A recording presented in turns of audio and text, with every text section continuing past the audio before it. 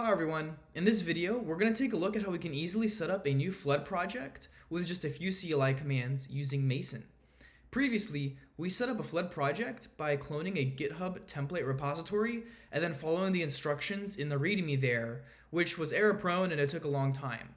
Instead, we're going to use Mason, a tool that allows us to get a brick and then make that brick, which will automatically create files for us in the pattern of a new flood project. Let's take a look.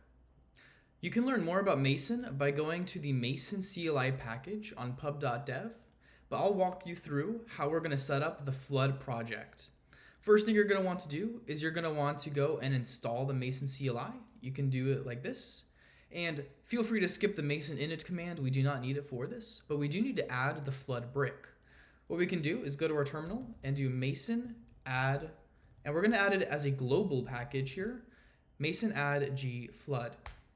This is going to install the flood brick globally on our system so that we can use it from anywhere. Now what we're going to want to do is Mason make flood, and then it's going to ask us a few questions. What's the name of your project? We're going to make a to-do app, for example, so we'll call it to-do. And what is your app identifier? Let's do com.example.todo. It's going to then ask us for the URL of our GitHub repo. I'll just leave this blank. And then it's going to create all the files for us. Let's take a look. I've opened up the project in Android Studio, and we can see that we've got the name of our project as the root directory, and we've got both the app project and the core project created for us successfully. And if we take a look, for example, at melos.yaml, it's got the name of our project here.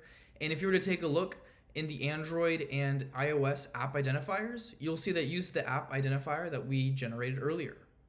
Let's go ahead and run melos bs to bootstrap our project and get everything all set up.